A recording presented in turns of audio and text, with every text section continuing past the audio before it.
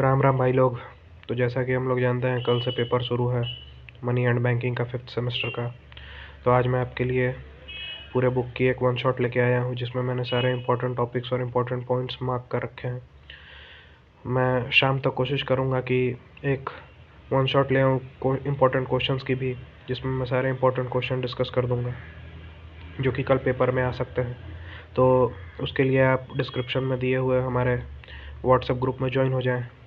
College के regarding सारी updates हम व्हाट्सएप पर प्रोवाइड करने की कोशिश करेंगे, और ये पूरे जब तक एग्ज़ाम ख़त्म नहीं हो जाता हमारे 5th सेमेस्टर तक, तब तक ये ऑन रहेगा।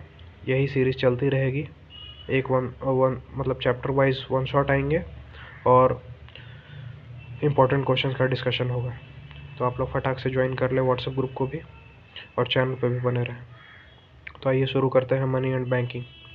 मनी बैंकिंग शुरू करने से पहले आप लोग पहले बैंक समझ लीजिए कि बैंक होता क्या है। आप लोग आज तक कितने बार बैंक गए होंगे, लेकिन आपको बैंक का काम ठीक से पता नहीं चला होगा कि क्या होता है बैंक, क्या नहीं होता। बैंक का सीधा सीधा काम है डिमांड डिपॉजिट लेना और लोन देना। इसका मतलब क्या है, इसको एक्सप्लेन करता हूँ। बैंक आप लोगों से यानी हम लोगों से पैसे लेते हैं, जो कि हम लोग अपने सेविंग अकाउंट में डिपॉजिट करते हैं। पैसे बैंक लेता है, और बैंक बड़े बड़े इंडस्ट्रियलिस्ट या बिजनेसमैन को लोन देता है। यही काम है बैंक का।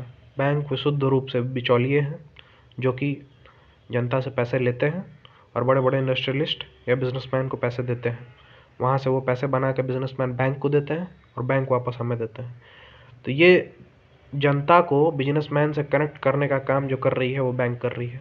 बैंक जो है बिचौलिए का काम कर रही है। यही है बैंक का काम। समझ गए? तो अब आइए आगे शुरू करते हैं मनी एंड बैंकिंग। इस 36 पेज की स्लाइड से भाई PDF है।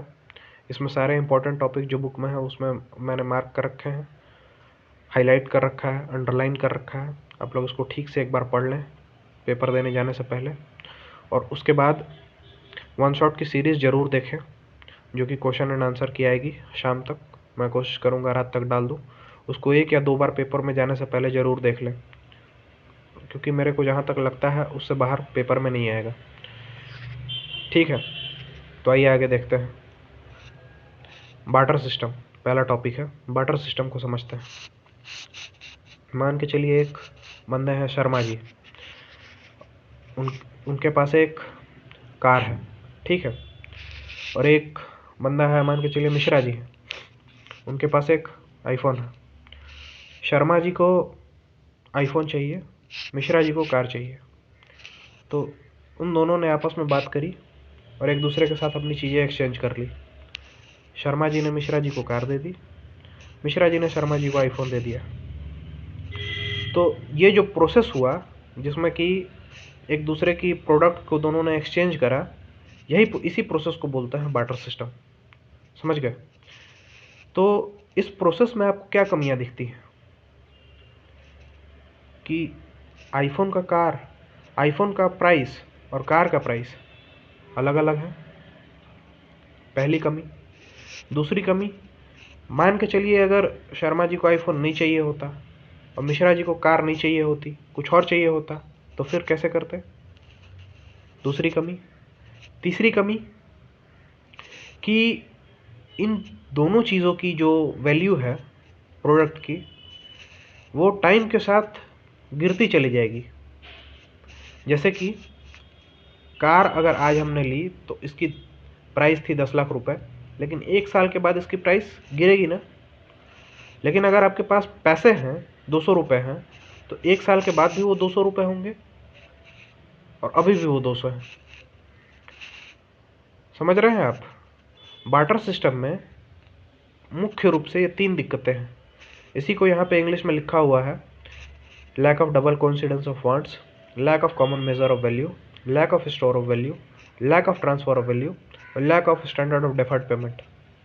अब इसको मैंने यहाँ पे समराइज़ करके लिख दिया है लिमिटेशन को। आप लोग यहाँ से भी पढ़ सकते हैं और इसको भी एक बार रीड कर सकते हैं, जिससे आपको की समझ में आ जाए कि यह है क्या। वैसे तो मैंने आपको समझा दिया है, यही है। इसके बाद मैंने कुछ यहाँ पे इंपॉर्टेंट क्वेश्चंस लगाए हैं जिसको कि आप देख सकते हैं, जो कि आपको कॉन्सेप्ट क्लैरिटी में हेल्प करेगा। आपको वो सारी चीज़ें जो वहाँ पे लिखी हुई है वो यहाँ क्वेश्चन लगाने से समझ में आ जाएंगी। मैंने आंसर्स भी इसके टिक कर दिए हैं, आप लोग इसको एक बार ज़रूर देख लेंगे। अब आइए समझते हैं मनी। मनी क्या है? यहाँ जैसा मैंने अंडरलाइन कर रखा है, money is something that's widely accepted as payment for things we buy or as a way to pay back what we owe. मतलब कि जो भी चीज़ें हमें खरीदनी है उसके बदले हम जो दुकानदार को देते हैं वही मनी है। सीधा सीधा डेफिनेशन है भाई, कहीं इसमें कोई लॉन्ग लपेट है ही नहीं। इसको आराम से अगर पेपर में आया तो पेपर में चेप के आना है, कोई दिक्कत नहीं है, कहीं कोई परेशानी नहीं होगी, इसको याद कर लेना है। आइए आगे बढ़ते हैं।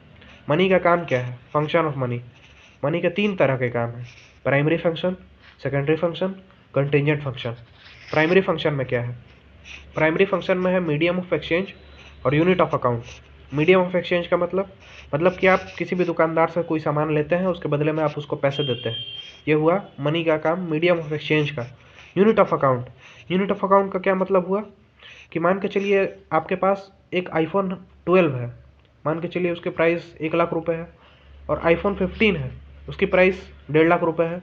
तो आप iPhone 12 और iPhone 15 के बीच में कंपैरिजन करने के लिए क्या किए? अभी यहाँ पे हमारे सामने आपने बोला कि इसकी प्राइस 1,00,000 रुपये है, इसकी प्राइस 1,50,000 रुपये है। तो आपने इन दोनों प्रोडक्ट्स की प्राइस को मेज़र किया, किसके थ्रू किया? मनी के थ्रू। तो मनी का एक और काम क्या है? प्रोडक्ट्स की प्राइस को मेज़र करना, यूनिट ऑफ अकाउंट का काम है। सेकेंडरी फंक्शन है, ये देखते हैं। मनी का काम store of value, standard of deferred payment, transfer of value. Store of value क्या है? मनी को आप वेल्थ की तरफ प्रिजर्व करके रख सकते हैं। जैसा कि हमने एग्जांपल देखा था वो कार वाला, कार अगर 1 साल तक रखी हो तो उसकी वैल्यू गिर जाएगी, लेकिन मनी को आप आज रखो, 100 रुपये हैं, 1 साल के बाद उसको यूज़ करो, 100 रुपये हैं, उसके बाद भी करो, 100 रुपये हैं, 100 की 100 ही रहेगी, वो वैल्यू नहीं गिरेगी। समझ रहे हो? यही है store of value. Standard of deferred payment, future payment और कॉन्ट्रेक्चुअल ऑब्लिगेशन के लिए होता है standard of deferred payment. Transfer of value, एक बार आप इसको रीडिंग डाल लेंगे ऐसे ही आपको समझ में आ जाएगा। कंटिजेंट फंक्शन क्या होता है? Basis of credit. क्रेडिट मतलब लोन देना, उधार देना। किसके थ्रू देते हैं आप? मनी के थ्रू। पैसे ही तो आप उधार देते हैं, यही है, मनी ही तो है बेसिस ऑफ क्रेडिट। उसके बाद क्या है? Distribution of national income. National income आपको एक बार इसको रीडिंग डाल लेना, आप इसको समझ जाएंगे, इसमें कहीं कोई दिक्कत नहीं है। नेशनल इनकम मतलब जो कंट्री की इनकम जो है हम इसको मेज़र करते हैं तो किस टर्म्स में मेज़र करते हैं? मनी के टर्म्स में ही मेज़र करते हैं। और डिस्ट्रीब्यूट भी करते हैं तो मनी को ही डिस्ट्रीब्यूट करते हैं, ये इस काम है। मनी सप्लाई है, ये देखते हैं। मनी सप्लाई में 2 टर्म है, एक है डिमांड डिपॉजिट, दूसरा है टाइम डिपॉजिट। दोनों में डिफरेंस क्या है इसको समझ लेते हैं। डिमांड डिपॉजिट का सीधा सीधा मतलब है कि वो पैसा जो आपने बैंक में जमा किया है, जिसके ऊपर आपको कोई इंटरेस्ट या वो प्रोवाइड नहीं हो रहा है, जिसको आप कभी भी निकाल सकते हैं। समझ रहे हो? जैसे कि आपने सेविंग अकाउंट में जो भी आपने रुपए जमा कर किए होते हैं या रखे होते हैं, उसको आप कभी भी यूपीआई के थ्रू, पेटीएम के थ्रू पेटीएम कर देते हैं, इसको आप कभी भी निकाल सकते हो। उस पर इंटरेस्ट बिल्कुल ना के बराबर मिलता है, नहीं ही मिलता है करीब करीब, वो है डिमांड डिपॉजिट। दूसरा है टाइम डिपॉजिट। टाइम डिपॉजिट बिल्कुल फिक्स डिपॉजिट की तरह है। जैसे आप कोई भी बैंक में जाते हो फिक्स डिपॉजिट कराने के लिए 2 साल का, 3 साल का, तो ये भी वही है, टाइम डिपॉजिट को ही फिक्स डिपॉजिट कहते हैं। फिक्स डिपॉजिट में आप पैसे 2 साल से पहले नहीं निकाल सकते हो, क्योंकि अगर आप उससे पहले निकालोगे तो आपकी चार्जेस कटेंगी बहुत ज़्यादा। तो फिक्स डिपॉजिट का मतलब है कि जो आप एक पीरियड ऑफ टाइम के लिए करते हैं, और डिमांड डिपॉजिट का मतलब है जो कि आप सेविंग अकाउंट में हमेशा रखते हैं ऐसे ही, जिसको आप कभी भी यूज़ कर सकते हैं। समझ गए? आइए आगे बढ़ते हैं। Measures of money supply. तो गवर्नमेंट और आरबीआई के साथ मिलके मनी को 4 भाग में बांट के, ताकि मनी सप्लाई मेज़र कर सके और मार्केट में इन्फ्लेशन ना बढ़े। इन्फ्लेशन मतलब महंगाई ना बढ़े, उसको महंगाई को कंट्रोल में रखने के लिए मनी को 4 ग्रुप्स में डिवाइड करती है गवर्नमेंट या RBI. M1, M2, M3, M4। भाई लोग इसको याद रखना है यार, पेपर में हो सकता है यहाँ से एक क्वेश्चन पक्का आएगा M1, M2, M3, M4 से।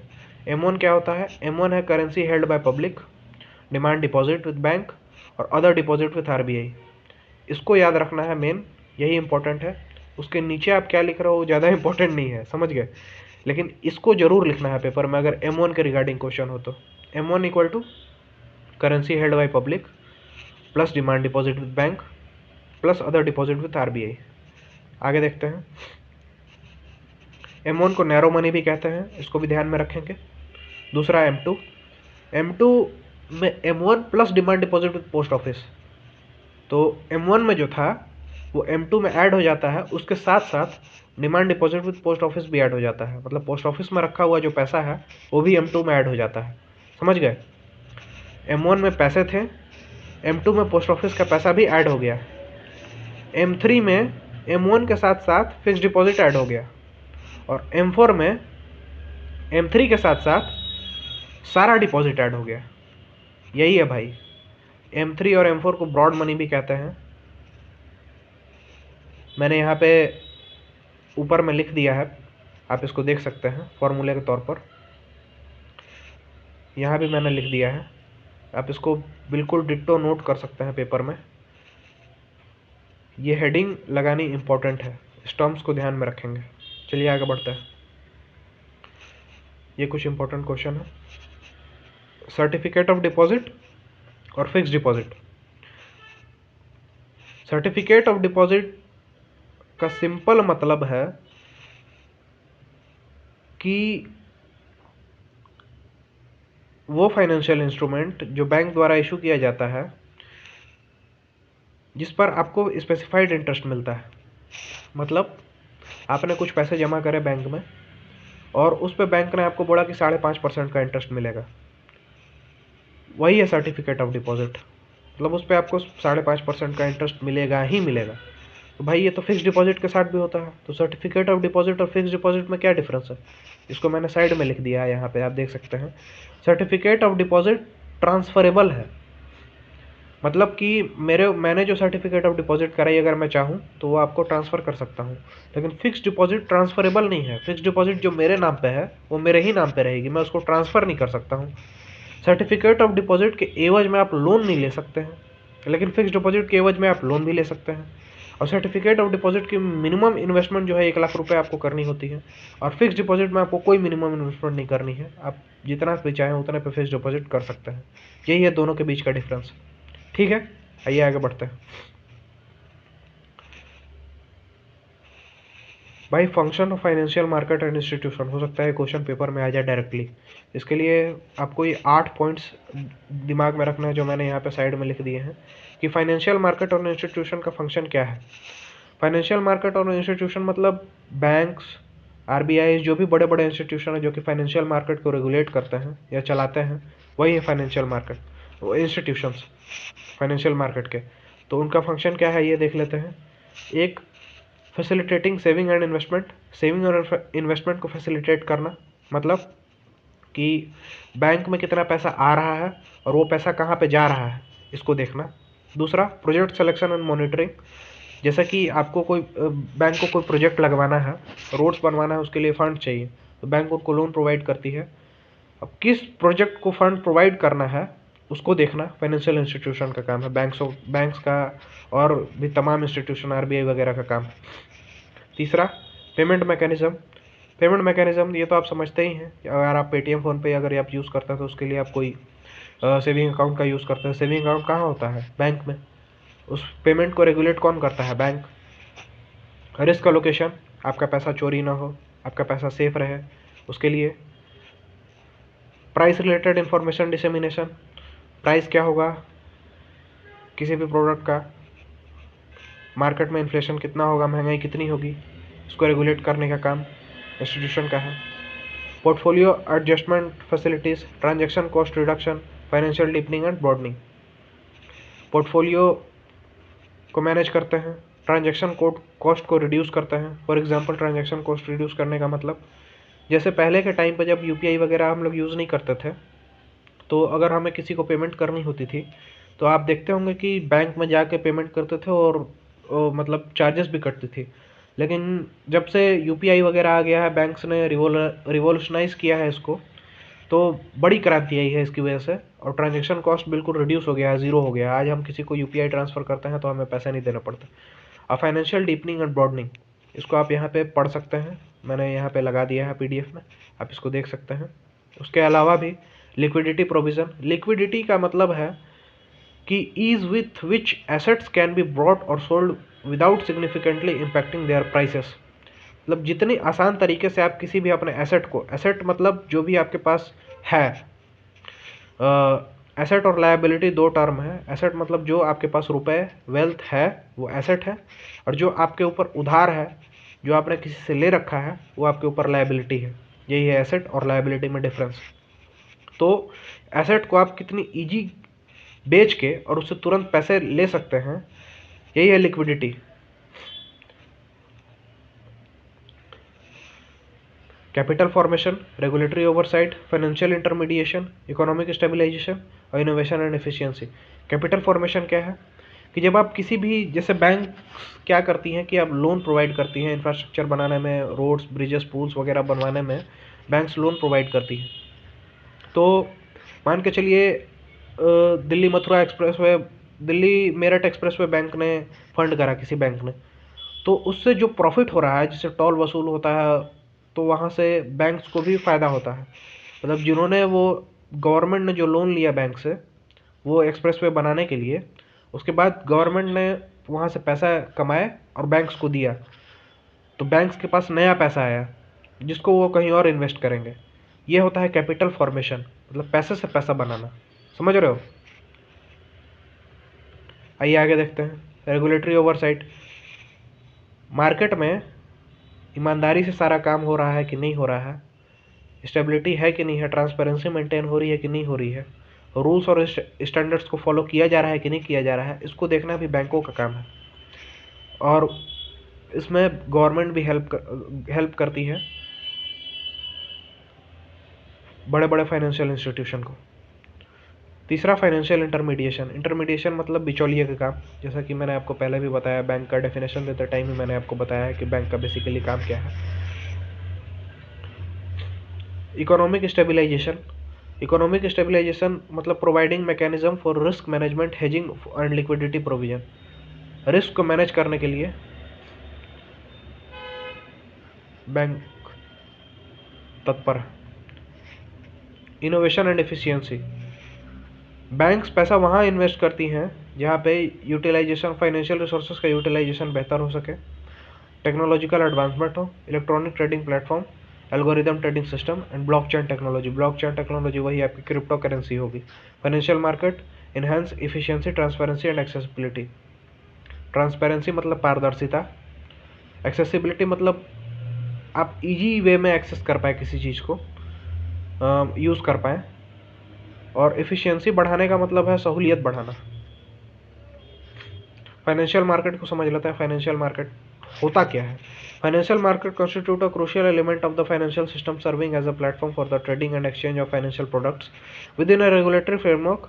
Participants in financial market include borrowers, lenders and financial intermediaries. Financial market में जैसे कि मान के चलिए आपको किसी कंपनी के शेयर्स खरीदना है, ठीक है? तो आप शेयर्स खरीदने के लिए क्या यूज़ करते हैं? ग्रो ऐप, अपस्टॉक्स वगैरह यूज़ करते हैं। और वो ऐप वगैरह क्या करते हैं? वो कंपनी के शेयर्स को आपको बेचते हैं। तो वो आपको एक प्लेटफॉर्म प्रोवाइड करते हैं और मैकेनिज़्म प्रोवाइड करते हैं जिससे कि आप किसी कंपनी के शेयर्स खरीद पाएँ और कंपनी आपको शेयर इजी वे में, ट्रांसपेरेंट वे में बेच पाए, ठीक है? तो इन सारे ऐप्स को रेगुलेट कौन करता है? सेबी। और सेबी किसके अंडर में है? गवर्नमेंट के अंदर। Securities and exchange board of India, SEBI, वो किसके अंडर में है? गवर्नमेंट के अंदर में।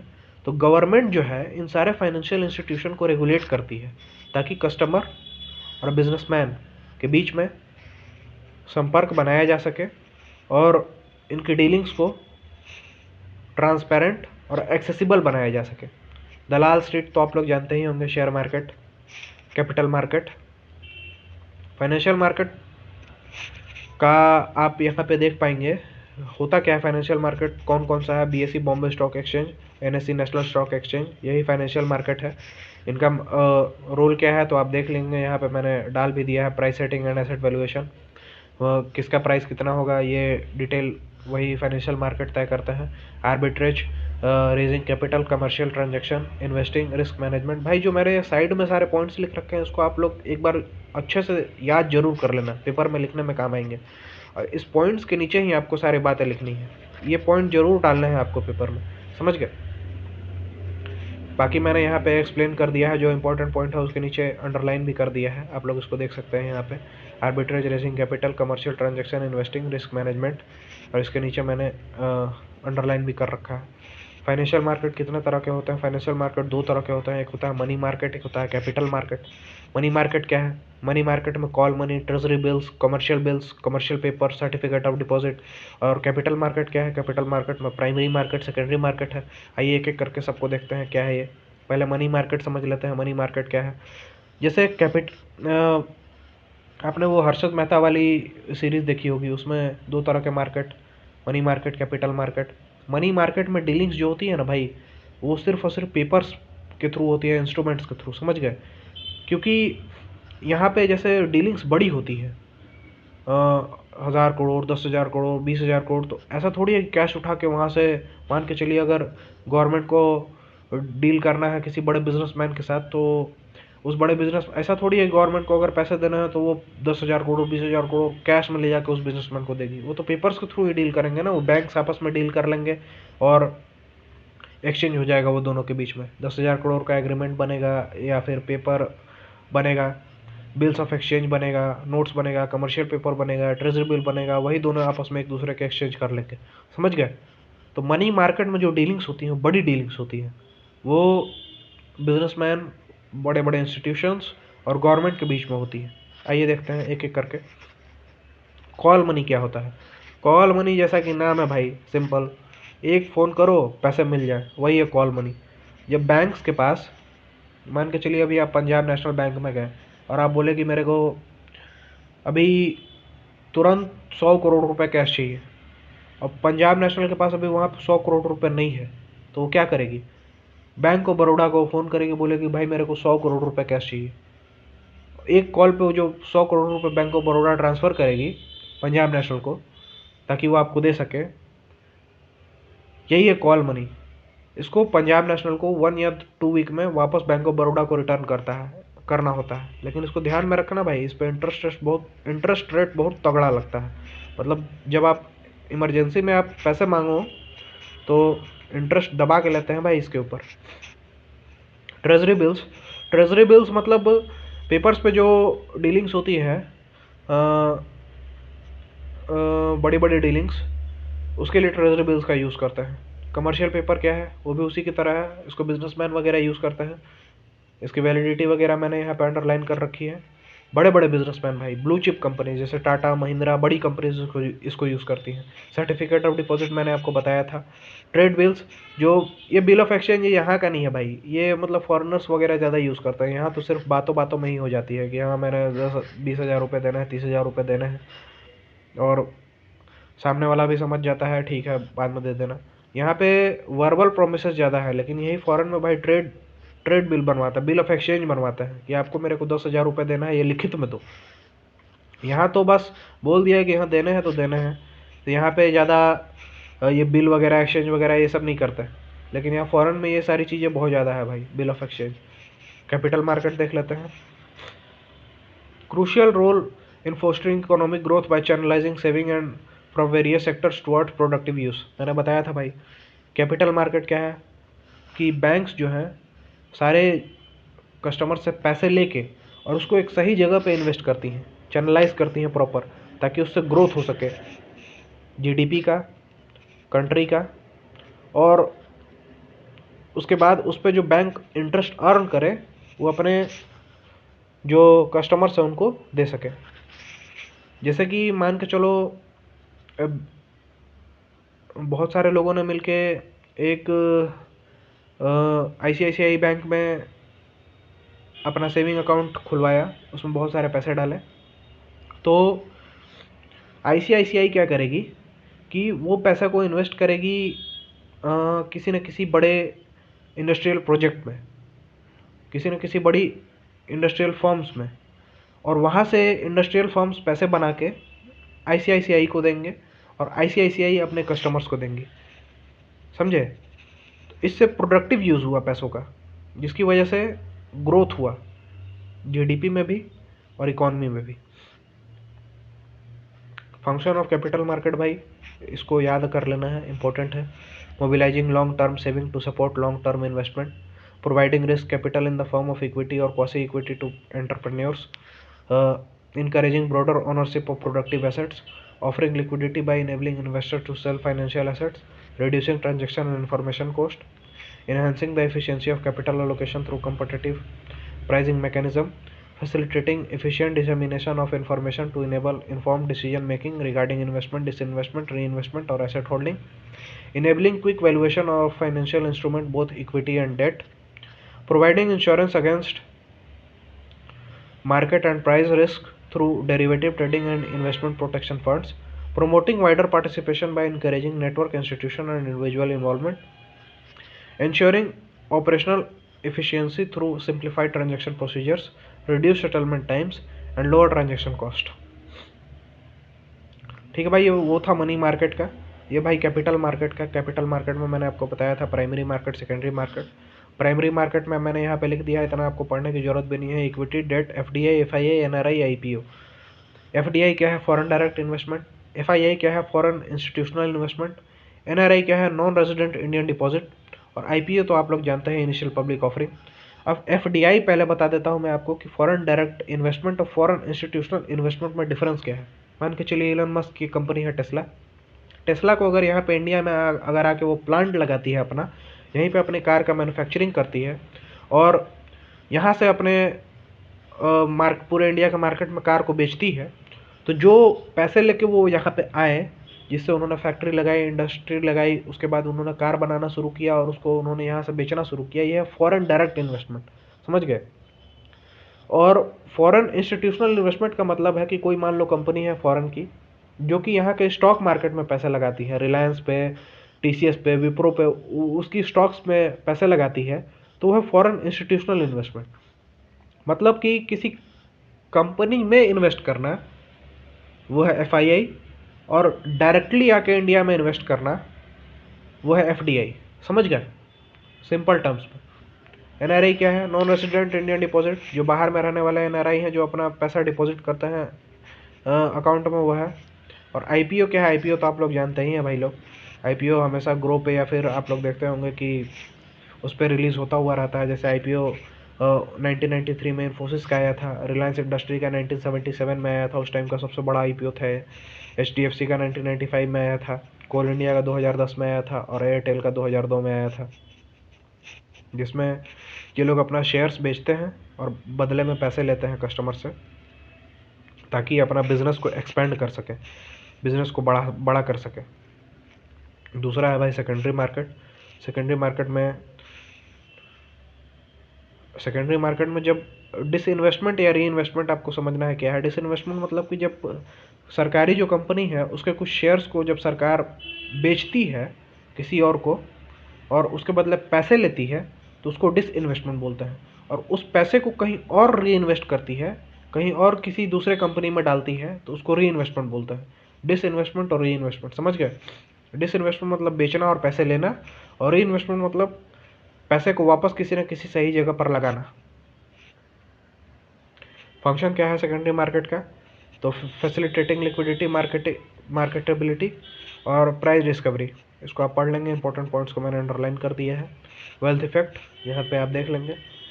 सेकेंडरी मार्केट किसका है? गवर्नमेंट सिक्योरिटीज़ का, बॉन्ड्स का और ट्रेजरी बिल्स का। गवर्नमेंट सिक्योरिटीज़ क्या है? गवर्नमेंट जो सिक्योरिटीज़ या बॉन्ड्स जो प्रोवाइड करती है, जैसा कि अभी आपने देखा होगा कि नितिन गडकरी जी जो हाईवे बनवा रहे हैं, उसके बदले में उन्होंने बॉन्ड्स प्रोवाइड करा है, जिसको इंटरेस्ट रेट प्रोवाइड करते हैं मिनिमम 9.5% का। जैसे कि आप सेविंग अकाउंट में पैसे डालते हैं तो आपको 3% 4% का इंटरेस्ट मिलता है, लेकिन अगर आप उसी पैसे को अगर आप गवर्नमेंट बॉन्ड्स में या गवर्नमेंट सिक्योरिटीज़ में डालते हैं तो 9% 10% का इंटरेस्ट मिलता है। इस तरह का इन्वेस्टमेंट है गवर्नमेंट सिक्योरिटीज़ का और बॉन्ड्स का। इसमें कौन? बॉम्बे स्टॉक एक्सचेंज और नेशनल स्टॉक एक्सचेंज, यहीं पे सारे ट्रांजेक्शन वगैरह सारा वो होता है। आप तो जानते हैं Bombay stock exchange, BSE, NSE। ये चार्ट को देखना है भाई लोग, चार्ट बहुत इंपॉर्टेंट है। इस चार्ट में इंडियन फाइनेंशियल सिस्टम को डिस्क्राइब किया गया है। मैं इसको अभी जूम इन कर रहा हूँ, जूम आउट कर रहा हूँ, आप इसको ढंग से एक बार देख लें। मैं आपको बता दे रहा हूँ, इंडियन फाइनेंशियल मार्केट को दो सिस्टम में इसने डिवाइड कर रखा है, एक फॉर्मल सेक्टर, इनफॉर्मल सेक्टर, जहाँ पे बिना पेपर के डीलिंग होती है, मुंह से सिर्फ डीलिंग हो जाती है, बात करके, जुबान से, वो है इनफॉर्मल सेक्टर। और यहाँ पे पेपर पे और कोई ना कोई इंस्टीट्यूशन इन्वॉल्व होता है, जैसे बैंक्स, इंश्योरेंस फर्म्स और कमर्शियल बैंक्स, प्राइवेट बैंक और गवर्नमेंट बैंक्स, मतलब जो भी इंस्टीट्यूशन अगर इन्वॉल्व हो तो वो फॉर्मल सेक्टर हो गया। फॉर्मल सेक्टर में यहाँ पे सेबी है, आरबीआई है, आईआरडीए है, फाइनेंशियल इंस्टीट्यूशंस है, इन्वेस्टमेंट फर्म्स हैं, इंस्टीट्यूशनल इंश्योरेंस कंपनीज है, जो फॉर्मल वे में डीलिंग्स करती हैं, वो फॉर्मल मार्केट के अंदर में आ जाएंगे, फॉर्मल सिस्टम के। और जो इनफॉर्मल तरीके से डीलिंग करते हैं वो इनफॉर्मल सिस्टम के अंडर आ जाएंगे। आप लोग इसको एक बार ध्यान से देख लेंगे और समझ लेंगे। मैं आगे बढ़ता हूँ। हाँ भाई, equities, bonds, mutual fund. Equities मतलब शेयर्स, सिंपल समझ लो भाई। इक्विटी शेयर्स को ही बोलते हैं, कंफ्यूज नहीं होना है। शेयर्स और इक्विटी सेम चीज़ है। बॉन्ड्स मैंने आपको बताया गवर्नमेंट जारी करती है, जिसका रिटर्न फिक्स होता है, अभी मैंने आपको जैसे बताया। म्यूचुअल फंड आप लोग जानते ही हैं। डेरिवेटिव्स वो है फ्यूचर एंड ऑप्शन। अभी आप लोग देख रहे होंगे कि जैसे सारे जो ऐप है, ग्रो वगैरह, आप स्टॉक्स वगैरह, उस पर नया एक ऑप्शन आता है फ्यूचर एंड ऑप्शन का, जिसपे आप पैसा लगा सकते हैं, जिसपे बहुत हैवी रिटर्न्स मिलता है, लेकिन रिस्क भी बहुत ज़्यादा हाई होता है भाई लोग। और फिर अगला है फिक्स डिपॉजिट। फिक्स डिपॉजिट आप लोग जानते ही हैं, जहाँ पे सिंपल पैसे आपको जमा करने हैं और कुछ एक फिक्स्ड टाइम पीरियड के बाद, 5 साल 10 साल के बाद आपको रिटर्न्स मिलते हैं। रियल एस्टेट इन्वेस्टमेंट बताने की ज़रूरत नहीं है। एक्सचेंज ट्रेड फंड्स, ईटीएफ्स, ये भाई लो कॉस्ट इक्विडिटी और डाइवर्सिफिकेशन बेनिफिट प्रोवाइड करता है भाई ईटीएफ्स। और नेशनल पेंशन स्कीम, ये उनको उनके लिए है जो कि पेंशन चाहते हैं, रिटायरमेंट के बाद जो पेंशन चाहते हैं, जो कि अपना रिटायरमेंट तक पैसे जो अपना इन्वेस्ट करते हैं किसी एक फंड्स में, और रिटायरमेंट के बाद उनको पेंशन के रूप में पैसे वापस मिलते हैं, वही है नेशनल पेंशन स्कीम भाई। सोवरेन गोल्ड बॉन्ड्स, अभी आपने देखा होगा पेटीएम वगैरह पर भी आप इन्वेस्ट करते होंगे पेटीएम गोल्ड में। तो आप ऐसा थोड़ी है कि उसको गोल्ड को खरीदते हैं, लेकिन आप गोल्ड आपके पास सोना थोड़ी आता है, लेकिन आप जो पैसे उसमें इन्वेस्ट करते हैं वो गोल्ड में इन्वेस्ट होता है, पेपर के फॉर्म में। और सोने की रेट के अकॉर्डिंग आपको उसके ऊपर रिटर्न्स मिलता है, समझ गए। पीपीएफ, पब्लिक प्रोविडेंट फंड, ये तो गवर्नमेंट अभी लाई है भाई लोग। जिसको भी मतलब नौकरी में बाद में पेंशन चाहिए, वो अपना कुछ पैसा इसमें डालता रहे। इसका इंटरेस्ट रेट भी 7.5% के आसपास का होता है, हाई होता है। रिटायरमेंट के बाद उसको पैसे वापस मिलेंगे। Financial services, funds intermediation, payment mechanism, provision, liquidity, risk management, भाई मैंने यहाँ पे लिख दिया है इसको शॉर्ट में। Funds intermediation, payment mechanism, provision, liquidity, risk management, financial engineering, ये फाइनेंशियल सर्विसेज हैं जो कि प्रोवाइड की जाती हैं। कुछ इंपॉर्टेंट क्वेश्चन है जो कि देख लेना है आप लोगों को, मैंने टिक कर दिया है आंसर भी। डेरिवेटिव्स में आते हैं। डेरिवेटिव्स तो वही मैंने आपको बताया, future and option. Future and option वाला जो है वही डेरिवेटिव्स है। इसको मैंने इम्पोर्टेंट यहाँ पे पॉइंट्स को हाईलाइट्स कर दिया है और सारे अंडरलाइन भी कर दिया है। स्टॉक्स, बॉन्ड, कमोडिटीज़ और करेंसी मार्केट में जो प्राइस का फ्लक्चुएशन होता है, उसको जो जज करते हैं, इन सारे जो variables associated with underlying asset, इस प्राइस की मूवमेंट और इंटरेस्ट रेट को जो पहले से डिटरमाइन करते हैं, इसको डेरिवेटिव से रिप्रेजेंट करता है, समझ गए। इसके 4 तरह की कैटेगरीज हैं: future contract, option contract, swap और फॉरवर्ड कॉन्ट्रैक्ट। फ्यूचर कॉन्ट्रैक्ट मैंने आपको दिखा दिया है यहाँ पे। स्टैंडर्डाइज एग्रीमेंट, बाय और सेल। फ्यूचर ऑप्शन के पास आपने देखा होगा ऐप में कि ग्रो में भी या फिर कहीं भी बाय और सेल का ऑप्शन आता है, वो फ्यूचर कॉन्ट्रैक्ट्स उसी को कहते हैं। ऑप्शन कॉन्ट्रैक्ट्स, इसमें बाय और सेल वाला नहीं रहता है, इसमें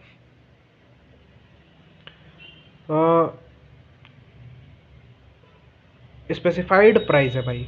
स्वैप्स क्या है, ये टू पार्टी के बीच में जो अग्रीमेंट है कैश फ्लो के रिगार्डिंग उसको बोलते हैं। Forward contracts, customised agreement between two parties to purchase और sale specific items at an agreed upon. Simple है समझने की, इसमें कहीं कोई दिक्कत ही नहीं है। कैरेक्टरिस्टिक्स भाई इसको आप एक बार देख लेंगे। Underlying asset, leverage, contract specification, flexibility, risk and volatility, transferability and liquidity, counter party risk और regulatory oversight. Hedger, speculator, arbitrageurs, advantages and risk with derivative market. Advantages भाई इसको देख लेना भाई, इसका एडवांटेज क्या है और इसका इसमें रिस्क क्या है, दोनों देख लेना है भाई। एडवांटेजेस मैंने यहाँ पे लिख दिए हैं proper. Risk management, price discovery, leverage, portfolio diversification, speculative opportunities. और रिस्क क्या है, leverage risk, counter party risk, market risk, liquidity risk और रेगुलेटरी रिस्क। सारा हाईलाइट्स भी कर दिया है और उसके नीचे इंपॉर्टेंट पॉइंट को अंडरलाइन भी कर दिया है, इसको एक बार देख लेना है। मॉनेटरी पॉलिसी के इंस्ट्रूमेंट। अब आ गए हम लोग भाई अपने आखिरी टॉपिक पे, यही इंपॉर्टेंट टॉपिक है। इससे एक न एक क्वेश्चन मेरे को लग रहा है कल के पेपर में जरूर होगा। Repo rate, reverse repo rate, liquidity adjustment facility. पहले इसको देख लेते हैं, रेपो रेट क्या है। रिजर्व बैंक ऑफ इंडिया बैंकों को लोन प्रोवाइड करती है, ठीक है। बैंक का मैंने आपको स्टार्टिंग में ही बताया था, बैंक का मतलब क्या, विशुद्ध रूप से बिचौलिए, जो कि जनता से पैसे लेते हैं, आम आदमी से पैसे लेते हैं और किसी न किसी बड़े इंस्टीट्यूशन या बिजनेसमैन को लोन्स प्रोवाइड करते हैं, ठीक है।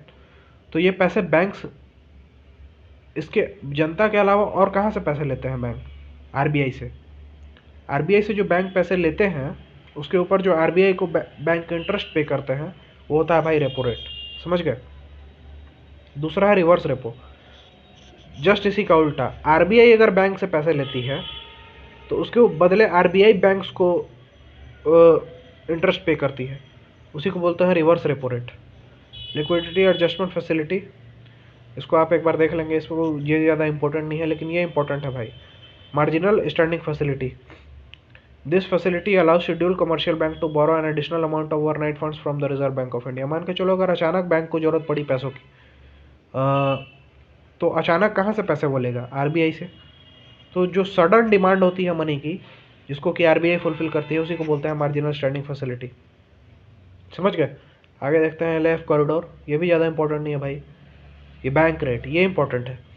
सीआरआर और एसएलआर, ये और open market operation, market stabilization scheme, ये लास्ट का चारों एक बार बहुत अच्छे से पढ़ लेना भाई लोग, इससे पेपर में जरूर क्वेश्चन फंसेगा।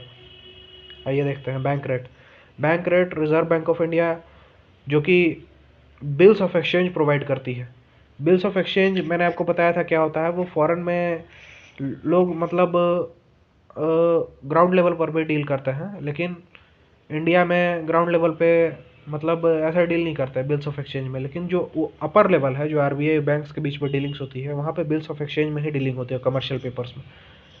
तो उसके ऊपर जो रेट होता है वो होता है bank rate. Cash reserve ratio देख लेते हैं भाई लोग। Cash reserve ratio daily balance sheet है जो कि मेंटेन करनी होती है बैंकों को। और स्टैच्यूटरी लिक्विडिटी रेशियो, दोनों थोड़ा थोड़ा सिंपल है, मैं आपको दोनों को कंबाइन करके बताता हूँ कि बैंक को 20% या 25% जितना अमाउंट परमानेंट मेंटेन करके रखना होता है। जैसे कि आप लोग सुनते होंगे कि बैंक डूब गया तो सारे पैसे वापस नहीं मिलेंगे, लेकिन सिर्फ 5 लाख या 1 लाख रुपए ही वापस मिलेंगे, 5 लाख रुपए ही वापस मिलेंगे। अगर उससे ज़्यादा आपका डिपॉजिट होगा तो वो सारा आपका पैसा भी डूब गया, ऐसा आप लोग सुनते होंगे। तो वो जो 5 लाख मिलते हैं वापस, वो कैसे मिलते हैं, क्योंकि आरबीआई बैंकों को ये गाइडलाइन देती है कि आपको मिनिमम 20% रखने ही रखने हैं। ऐसा नहीं है कि जितना आपको रुपया मिला सबका सब उठा के लोन दे दिए, ऐसा आप नहीं कर सकते हैं। तो आपको इतना मिनिमम अमाउंट आपके पास रखना है, ताकि अगर आपका इन्वेस्टमेंट जो है वो अगर डूब भी जाए तो उसके बावजूद आपके जो कस्टमर्स हैं उनको नुकसान ना हो और उनको कम नुकसान हो और आप इतना उनको रिटर्न वापस कर सकें। बाकी तो आप डुबा ही चुके हैं। खैर, तो यही है सीआरआर और एसएलआर, जो कि मिनिमम बैंकों को अपना मेंटेन करना ही होता है, कैश रिजर्व रेशियो और स्टैच्यूटरी लिक्विडिटी रेशियो। अब देखते हैं भाई लोग open market operation. Cell purchase जो गवर्नमेंट सिक्योरिटीज में होती है, डीलिंग्स होती है मार्केट में, उसी को बोलते हैं ओपन मार्केट ऑपरेशन। सिंपल है। मार्केट स्टेबलाइजेशन स्कीम, तो जो मार्केट में जो सरप्लस हो जाता है, जैसे कि मार्केट में महंगाई बहुत ज़्यादा है, मतलब कि मार्केट में पैसे बहुत ज़्यादा है, तो पैसे को अगर महंगाई को कम करना है तो बैंक आरबीआई क्या करती है, कुछ पैसे खींच लेती है। खींचने के लिए क्या करेगी, वो इंटरेस्ट रेट बढ़ा देगी। इंटरेस्ट रेट अगर बढ़ा देगी तो बैंक लोन नहीं लेंगे। बैंक लोन नहीं लेंगे तो मार्केट में पैसे कम इन्फ्लक्स होगा, और कम इन्फ्लक्स होगा तो इन्फ्लेशन कम हो जाएगा। इसी तरह से अगर आरबीआई को देख रही है कि बैंक मार्केट में पैसे कम है, डिमांड कम है, डिमांड अगर बढ़ाना है, तो आरबीआई क्या करती है कि मार्केट में पैसे डालने के लिए इंटरेस्ट रेट कम कर देती है। इंटरेस्ट रेट कम कर देगी तो बैंक ज़्यादा लोन लेंगे आरबीआई से। बैंक ज़्यादा लोन लेंगे तो फिर वो ज़्यादा लोन देंगे। ज़्यादा लोन देंगे तो मार्केट में ज़्यादा पैसे आएंगे, और ज़्यादा पैसे आएंगे तो उससे प्राइस इन्फ्लेशन, महंगाई बढ़ेगा मार्केट में। सिंपल टर्म्स में है भाई, अगर आरबीआई लोन बढ़ाती है तो मार्केट में पैसे कम रहेंगे, और अगर आरबीआई लोन कम करती है तो मार्केट में पैसे ज़्यादा रहेंगे। समझ गए? यही है पूरा वन शॉट बुक्स का, जो जिसमें इंपॉर्टेंट टॉपिक्स मैंने डिस्कस कर दिए। इसको आप लोग एक बार पढ़ लीजिएगा, एक दो बार इसको ज़रूर देखिएगा, सुनिएगा, जिससे याद हो जाए, कुछ कुछ चीज़ें दिमाग में घुस जाए। और उसके बाद मैं कोशिश करता हूँ शाम तक वन शॉट लाने की, क्वेश्चन एंड आंसर की, इंपॉर्टेंट क्वेश्चन एंड आंसर की। Thank you.